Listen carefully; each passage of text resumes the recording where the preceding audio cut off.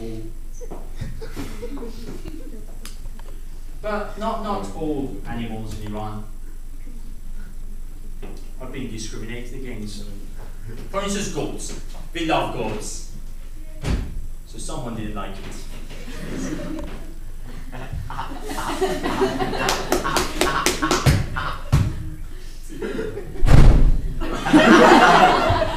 She didn't like it at all. She was expecting something else. That's fine. Honestly, I was expecting something else as well.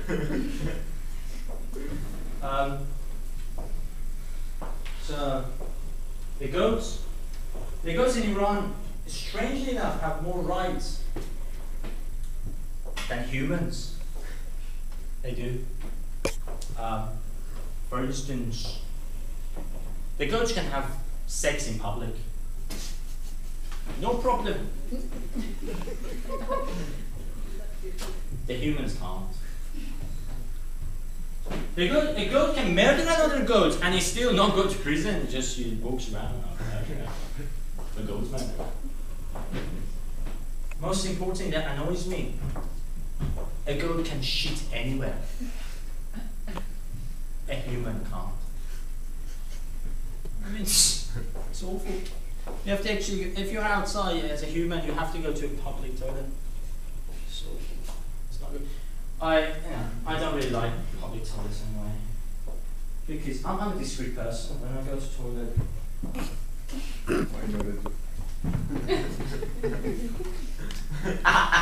firstly, we don't have those thingies, you know, that you all stand against wall and pee. I was quite shocked when I entered the UK. I was like, what are these people doing? I just didn't get in. I thought they're just having a laugh, pissing against the wall. Anyway, so gradually, it took me about 2 years to adopt the idea of doing that. I used to just wait outside the, you know, cubicle. I'm just peeing, but I'm new to UK, so I just wait here. Although I'm really in need, but still. You know, I was doing it once. I was just peeing, nothing else. I wasn't doing it.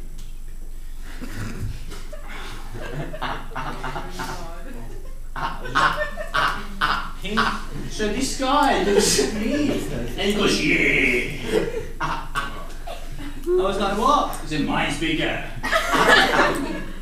Good for you. What do you want me to do? Give you a certificate? Well done for having a bigger penis. Because your parents didn't decide to circumcise you. You dickhead. You gave me muscle, Seriously. But the most important one, when you want to actually go for, we used to call it number 2, now we call it shit. In a public toilet, because I'm a very discreet person. I don't want other people to hear me, right? So I'm just sitting there, waiting for everyone to leave. And I'm like, okay, it's my time. Concentrate, do this shit. I'm concentrating hard, right? And I'm in the middle of it and bloody someone walks in and I'm like, shit. Okay, so should I stop or should I just do it? I'll stop. It's a very uncomfortable position. I'm not sure how to do it in that position. It's just not good. So I'm just stopping for like a minute, and I'm thinking the guy better be peeing, not shitting. And then he goes out, but I'm not sure whether he's gone out or another person has come in, because I've just heard the door. So I'm just waiting to hear more noise, and I don't hear noise. And I'm just okay, concentrate. Second stage, let's go. And another person walks in. And just so annoying when after 3 or 4 stages that you just had this stoppage. Someone comes just next to you, sits down and goes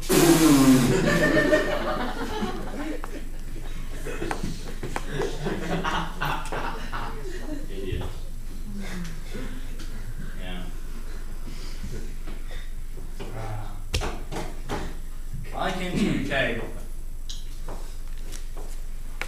on 12th of January 2004.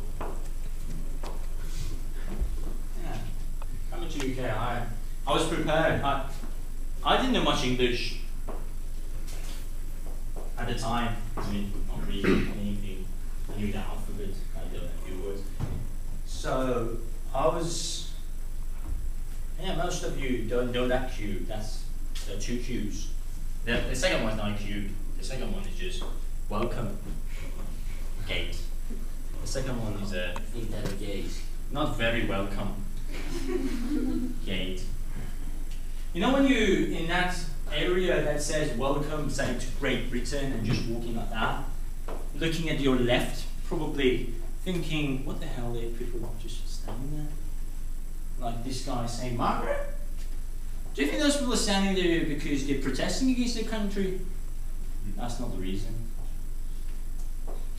It's you're actually queuing up to enter the country in the more foreign queue. I was in that queue, waiting for a couple of hours, you know. It's just so annoying when you see these little children in the better queue just walking like that. And then little children in my queue going, all the foreign people. And then mums going, we're not the mental queue, we're just immigrated queue.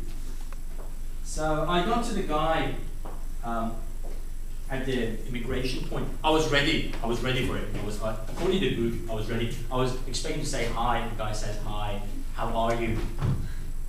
I say, thank you very much, I'm very well, how are you, you too? Something like that. That did not happen. That's just according to the book. So, there was a form I had to fill in. For instance, have I ever been in any conflict in the world, or do I know any terrorists? Which of course I gave all the names. But he goes, do you know any terrorists? I say, yes, that one. I'm with the long beard, he's probably a terrorist. Watch out. The long beard. So I was there at that point, and he directed me towards another room. He said, that room. We welcome you very well, that room. So I went down.